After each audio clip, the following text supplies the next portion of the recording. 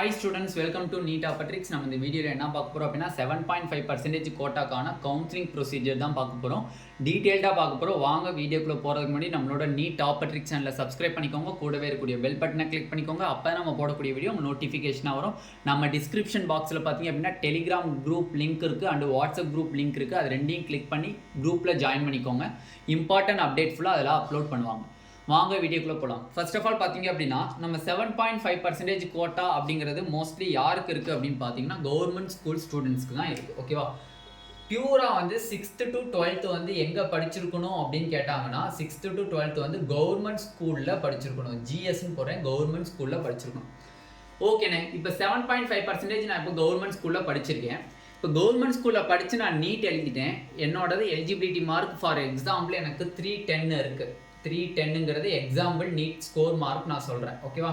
NEET score mark சொல்றேன். ஓகேவா?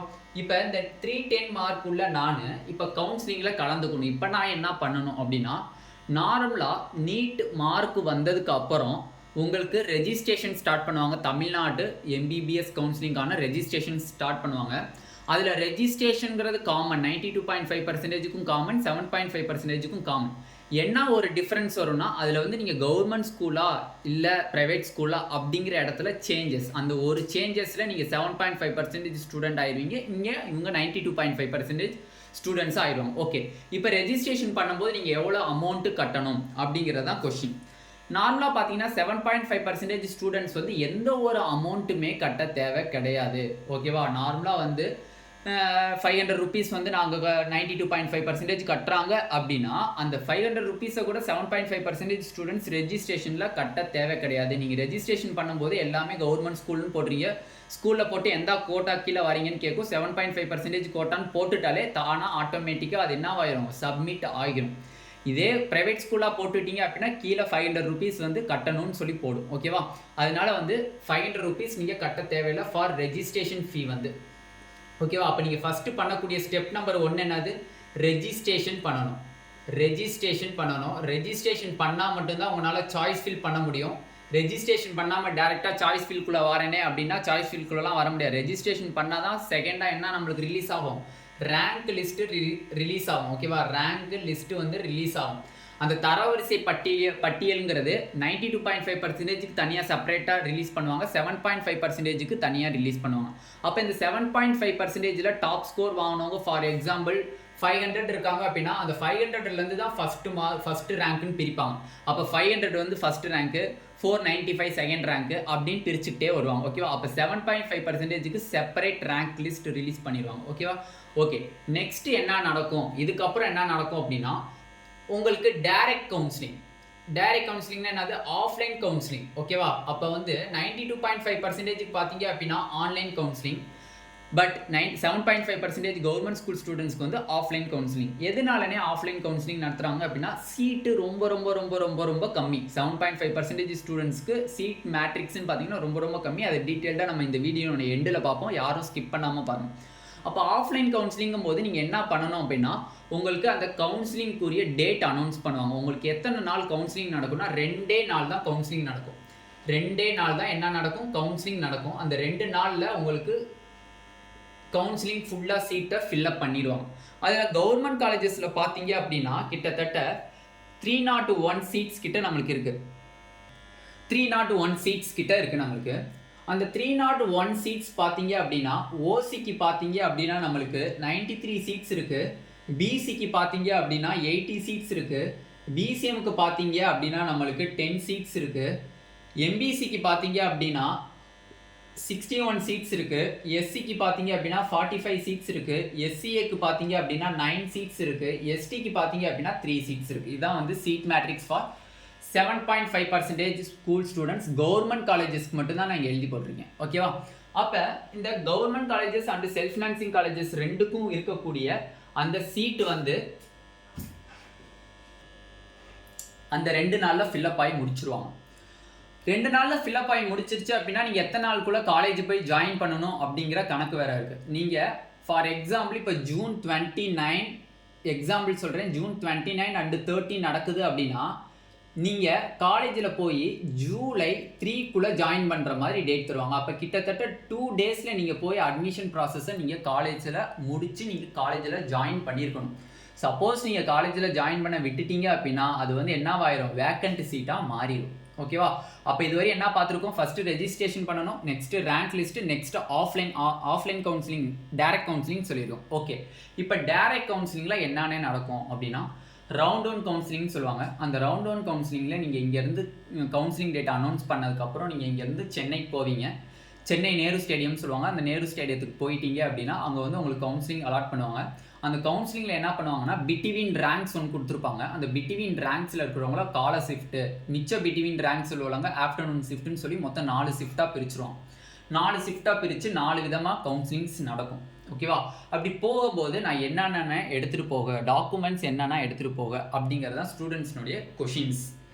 NEET score card first வந்து என்னதுன்னா NEET score card. NEET score கார்டுங்கிறது என்னது அப்படின்னு பார்த்தீங்க அப்படின்னா நார்மலாக வந்து நீட் ஸ்கோர் கார்டுங்கிறது மேக்ஸிமம் வந்து நீங்கள் எவ்வளோ நீட்டில் ஸ்கோர் பண்ணியிருக்கீங்க அதுதான் நீட் ஸ்கோர் கார்டுங்கிறது. நெக்ஸ்ட்டு பார்த்தீங்க அப்படின்னா அட்மிட் கார்டு. நெக்ஸ்ட்டு பார்த்தீங்கன்னா என்னது அட்மிட் கார்டு. நீங்கள் ஹால் டிக்கெட்டாக நீட் 2023 யூஸ் பண்ணியிருக்கீங்க தெரியுமா, அதுதான் வந்து நீட் அட்மிட் கார்டு. ஓகேவா? நெக்ஸ்ட்டு நீங்கள் எடுத்துகிட்டு போகக்கூடிய ரெண்டாவது டாக்குமெண்ட் என்னதுன்னா 10th certificate, 11th certificate, 12th certificate. இது நீங்கள் ஸ்கூலில் 10ஆம் வகுப்பு, 11ஆம் வகுப்பு, 12ஆம் வகுப்பினுடைய ஃபைனல் மார்க் ஷீட்டை நீங்கள் எடுத்துக்கணும் கையில். மூணாவதாக நீங்கள் என்ன எடுத்துக்கணும் அப்படின்னா போனஃபைட் சர்டிஃபிகேட். இருக்கிறதுலே இம்பார்ட்டன்ட் சர்டிஃபிகேட். இது இல்லை அப்படின்னா நீங்கள் கவுன்சிலிங் ஹால்குள்ளே கூட நுழைய முடியாது. அண்ணே நான் இயர் பை இயர் புது போனஃபைட் சர்டிஃபிகேட் வாங்கணுமா? கன்ஃபார்ம்.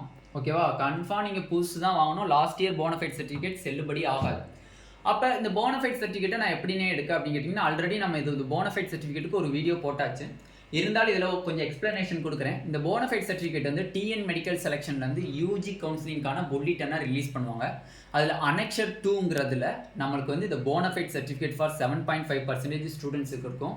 அந்த சிங்கிள் பேஜை மட்டும் நீங்கள் என்ன பண்ணணும்னா பிரிண்ட் அவுட் எடுக்கணும். அந்த பிரிண்ட் அவுட் எடுத்து அதில் ஃபில்அப் பண்ணக்கூடியதெல்லாம் ஃபில்அப் பண்ணிவிட்டு போய் உங்களோட கையெழுத்தை போடணும். நெக்ஸ்ட்டு ஹெட் மாஸ்டரோட கையெழுத்தை போட்டுட்டு நீங்கள் அந்த ஃபார்ம் எடுத்துகிட்டு சிஇஓ ஆஃபீஸில் போய் சிஇஓ ஆஃபீஸினுடைய கையெழுத்து வாங்கணும். ஏன்னா அதில் ரெப்ரசன்ட் பண்ணியிருப்பாங்க 2023ன்னு சொல்லிட்டு. ஓகேவா? அப்போ லாஸ்ட் இயர் வாங்கினது வந்து இந்த வருஷம் செல்லுபடி ஆகாது. ஓகேவா? அதை பற்றி என்ன எந்த அனௌன்ஸ்மெண்ட்டும் தரல. அப்போ நம்மளோட கான்செப்ட் என்னது, புதுசாக போனஃபைட் வாங்கணும். சப்போஸ் தமிழ்நாடு கவர்மெண்ட் இதில் ஏதாச்சும் சேஞ்சஸ் கொண்டு வந்தால் கன்ஃபார்ம் நம்ம சேனலில் அப்லோட் பண்ணுவோம். ஓகேவா? நெக்ஸ்ட் 4th டாக்குமெண்ட் என்னன்னே கொண்டு போகணும். 4th டாக்குமெண்ட் பார்த்தீங்க அப்படின்னா ட்ரான்ஸ்ஃபர் சர்டிஃபிகேட்.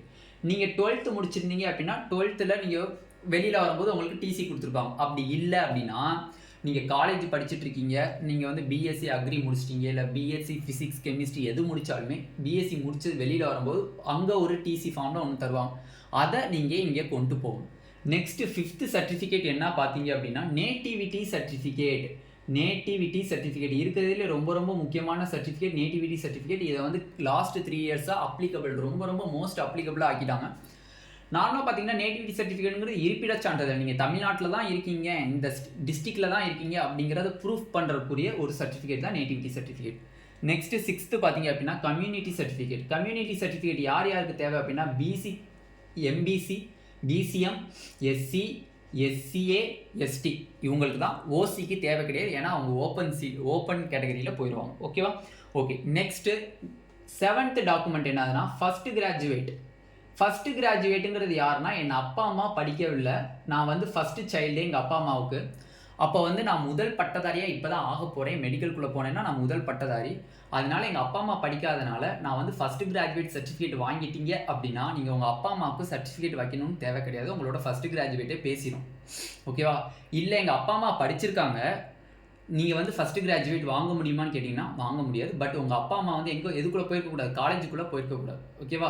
அப்பா அம்மா படிச்சிருந்தாங்க அப்படின்னா அப்பா அம்மா சர்டிஃபிகேட்டை கொண்டு போகணும். எங்கள் அப்பா அம்மா சுத்தமாக படிக்கல, நான் தான் இப்போ ஃபஸ்ட்டு கிராஜுவேட் ஆக போகிறேன்னா உங்களுக்கு ஃபஸ்ட்டு கிராஜுவேட்டை எடுத்துக்கோங்க. ஃபஸ்ட்டு கிராஜுவேட்னாலும் நோ கிராஜுவேட்னாலும் ஒன்று தான். ஓகேவா? ரெண்டுமே டிஃப்ரெண்ட் கிடையாது. நிறைய பேர் அந்த இதில் தான் வந்து கன்ஃபியூஸ் ஆகுறீங்க. ஓகேவா? நெக்ஸ்ட்டு பார்த்தீங்க அப்படின்னா 8th டாக்குமெண்ட். 8th டாக்குமெண்ட் என்னன்னு பார்த்தீங்கன்னா நம்மளுக்கு இன்கம் சர்டிஃபிகேட். நல்லா பார்த்தீங்க அப்படின்னா இன்கம் சர்டிஃபிகேட். இந்த இன்கம் சர்டிஃபிகேட் யாருக்கு அப்ளிகபிள்னு பார்த்தீங்கன்னா SC students, SCA students, ST students இந்த 3 கேட்டகரிக்கு தான் இந்த இன்கம் சர்டிஃபிகேட் அப்ளிகபிள். சப்போஸ் இது அந்த ஃபீ கன்செஷன் வேணும் அப்படின்னா அவங்களுக்கு இந்த சர்டிஃபிகேட் எடுத்துகிட்டு போகணும். நெக்ஸ்ட்டு இப்போ ஸ்டூடெண்ட்ஸ்னுடைய சர்டிஃபிகேட் முடிஞ்சு இப்போ பேரண்ட்ஸ்னுடைய சர்டிஃபிகேட்டுக்கு வரும். பேரண்ட்ஸ்னுடைய சர்டிஃபிகேட்டுக்கு பிசியும் போடுறேன். பேரண்ட்ஸ் சர்டிஃபிகேட், பேரண்ட்ஸ் சர்டிஃபிகேட்டில் என்னென்ன எடுத்துகிட்டு போகணும் அப்படின்னா பேரண்ட்ஸ்னுடைய SSLC மார்க் ஷீட்டு, அப்படி இல்லைன்னா HSC மார்க் ஷீட்டு, அப்படி இல்லைன்னா டிசி, அப்படி இல்லை அப்படின்னா நோ கிராஜுவேஷன் படிக்கல அப்படின்னா நோ கிராஜுவேஷன் சர்டிஃபிகேட். அந்த நோ கிராஜுவேஷன் சர்டிஃபிகேட்னாலும் ஃபஸ்ட் கிராஜுவேஷன் சர்டிஃபிகேட்னாலும் ஒன்று தான். அந்த ஃபஸ்ட் கிராஜுவேட் காமிச்சிட்டாலே ஓகே அவங்க அப்பா அம்மா படிக்கல அப்படிங்கிறத அவங்க புரிஞ்சுக்கோங்க, சர்டிஃபிகேட் இல்லை அப்படிங்கிறத புரிஞ்சுக்கோங்க. நெக்ஸ்ட் செகண்ட் பார்த்தீங்க அப்படின்னா உங்களோட ப்ரூஃப். என்ன ப்ரூஃப் அப்படின்னா நம்ம அப்பா அம்மாவோட டிரைவிங் லைசன்ஸ்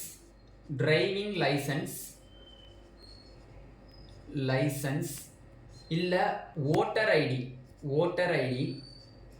இல்லை பாஸ்போர்ட் இல்லை Aadhaar card or ration card, இதில் ஏதாச்சும் ஒன்றை நீங்கள் எடுத்துக்கிட்டா போதும். நான் என்னோட சஜெக்ஷன் என்ன அப்படின்னா மோஸ்ட்லி எக்கச்சக்கமான பேர்த்துட்டு டிரைவிங் லைசன்ஸும் இருக்கும், ஓட்டர் ஐடியும் இருக்கும், ஆதார் கார்டும் இருக்கும். இந்த 3ஐயும் கண்டிப்பாக எடுத்துக்கோங்க. எக்ஸ்ட்ராவுக்கு ரேஷன் கார்டையும் எடுத்துக்கோங்க. ஏன்னா 4 கார்டை தூக்கி உள்ளுக்குள்ளே போடுறதுனால நம்மளுக்கு பணி சுமை அதிகமாகிடாது. அதனால் என்னோட சஜெக்ஷன் நீங்கள் ஒன்றை மட்டும் எடுத்துகிட்டு போகாமல் பாஸ்போர்ட்டை தவிர மற்ற எல்லாத்தையும் நீங்கள் கையில் எடுத்துக்கோங்க. அவங்க எதை கேட்குறாங்களோ நீங்கள் அதை கொடுத்துட்டு வந்துடுங்க. ஓகேவா?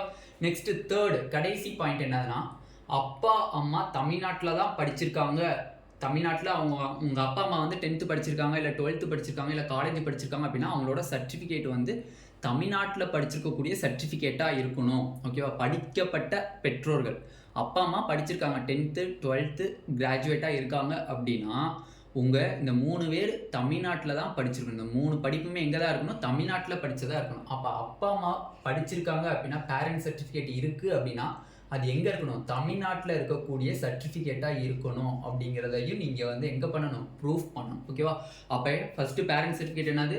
SSLC, HC, TC, no graduation. இதில் என்னதான் இருந்தாலும் நான் கேரளாக்காரன் அப்படின்னீங்கன்னா உள்ளுக்குள்ளே நுழைய முடியாது. ஓகேவா? கேரளாவில் தான் நான் வந்து அப்பா அம்மா வந்து படிச்சிருக்காங்க அப்படின்னா தமிழ்நாட்டில் இருக்கக்கூடிய 7.5 ரிசர்வேஷனில் நீங்கள் வர முடியாது.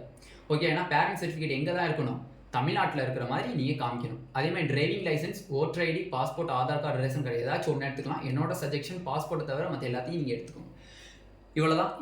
இந்த டாக்குமெண்ட்ஸை மட்டும் நீங்கள் கவுன்சிலிங் ஹாலுக்கு எடுத்துகிட்டு போனீங்க அப்படின்னா உங்கள் மார்க்குக்கு என்ன காலேஜ் காமிப்பாங்க அந்த காலேஜை மட்டும் நீங்கள் பார்த்துட்டு எந்த காலேஜ் பிடிக்குதோ அந்த காலேஜை நீங்கள் செலக்ட் பண்ணிடலாம்.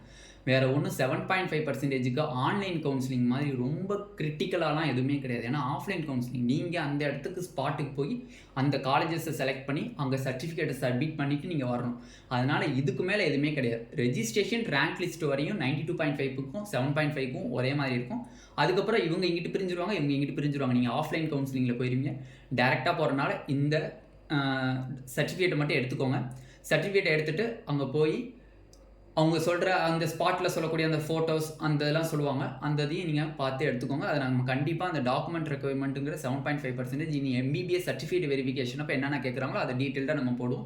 இதுவரையும் நம்ம கவுன்சிலிங் ப்ரொசீஜர் முடிச்சிருக்கோம். இந்த வீடியோ உங்களுக்கு பிடிச்சிருந்துச்சு அப்படின்னா நம்மளோட நீட் ஆப்பர்ட்ரிக் சேனலை சப்ஸ்கிரைப் பண்ணிக்கோங்க, கூட இருக்கக்கூடிய பெல் பட்டனை கிளிக் பண்ணிக்கோங்க. அப்போ தான் நம்ம போடக்கூடிய வீடியோ உங்கள் நோட்டிஃபிகேஷனாக வரும். நம்மளோட Telegram group channel and WhatsApp group சேனலை நீங்கள் குரூப்பில் ஜாயின் பண்ணி அந்த லிங்கை கிளிக் பண்ணி குரூப்பில் ஜாயின் பண்ணிக்கோங்க. அப்போ தான் நம்ம போடக்கூடிய வீடியோ அண்ட் லேட்டஸ்ட் அப்டேட் ஃபுல்லாக அதில் தான் ஷேர் பண்ணுவாங்க. Thank you students.